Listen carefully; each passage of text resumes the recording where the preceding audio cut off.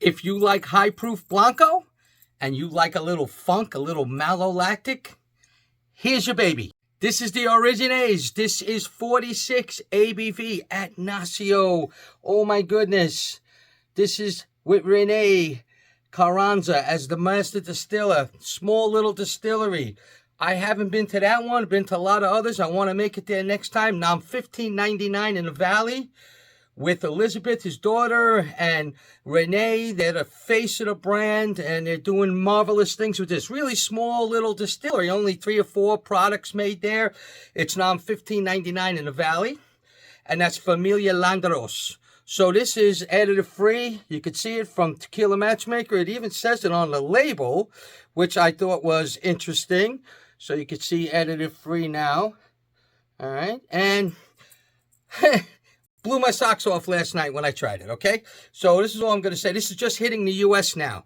So you're just going to start to see it in New York, Texas, California, Florida, Illinois, and you got to look for it. It's going to be about $85. It should be hitting the U.S. like right about now.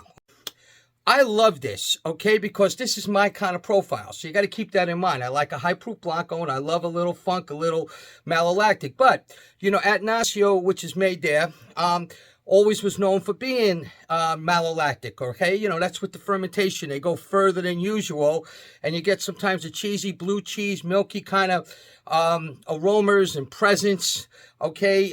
It's like going beyond the fermentation a little further. You got to be really careful not to make it sour. You know, you got to pull it out at the right time and all of that. And this is the batch from like August 2023, new batch.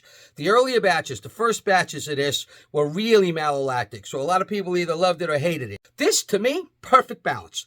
A little bit of funk, not too much, and it's mostly on the nose. So a lot of that blue cheese and a lot of that funkiness was on the nose, but once you start sipping, dissipates, which is cool. So this was a Mexico-only brand for quite a while now. It's just getting to the U.S. This has been out, you know, and you hear about it, and people in Mexico have been raving about it, you know, and it's going to be a big hit here. I really think so. From what I understand, the first couple of pallets that came to the U.S. that are getting ready for sale sold to the retailers like immediately. So, you know, they got a great reputation. Atanacio, I think I did the first U.S. full review years ago on that brand. Again, always had a little mallow in it, which I liked. So this is cool. And I got to tell you, so it reminds me a little bit of that Siempre Vivo, which, you know, I love. So I'm going to love something like this as well. And I really do. This is just so complex.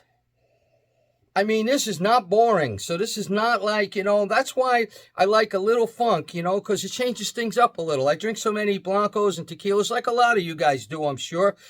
After a while, a little different is good, right? And when it's quality a little different, that's even better. So, you know, it's just different strokes sometimes, you know. So to me, you got a little tiny bit of that blue cheese, that lacticness, that cheesiness. But the sweet cooked agave is there, the honey, you know, I'd say like a black pepper. It's herbal, vegetative like celery. It's like hay from a barnyard hay. I'd say there's some citrus in there as well. And it's grassy without a doubt. You know, this is really nice. I have to tell you, this is my kind of nose. It really is. Give it a sip.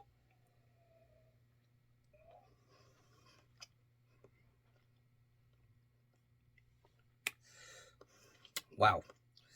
Wow. So you can feel that heat a bit of that 46 ABV. You know, just a little bit. It'll dissipate. You know, it was the first sip too.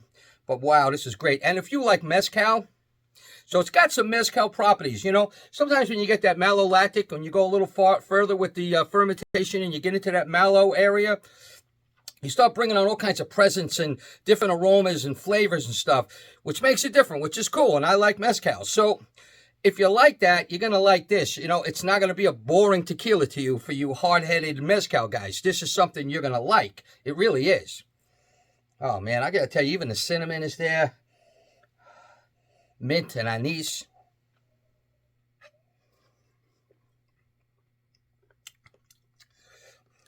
It's delicious.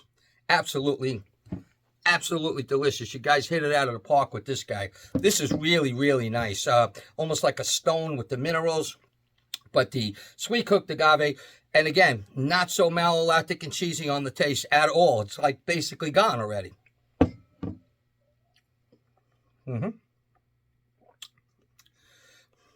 There's a lot of complication going on. It's in the background, but it's not something you're thinking about now. It's delicious. Absolutely stunning. This is really, really good. I'm going to go crazy and give this a 92 on Tequila Matchmaker. Yeah, that's how much I really do like this. And this is the Espíritu Fuerte edition.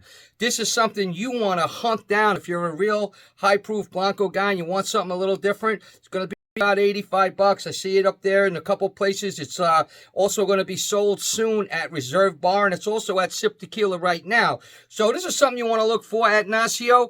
I say go grab it. I'm going to do my best to get a couple. This is fantastic. Blue Agave from Long Island Blue Tequila, and salud.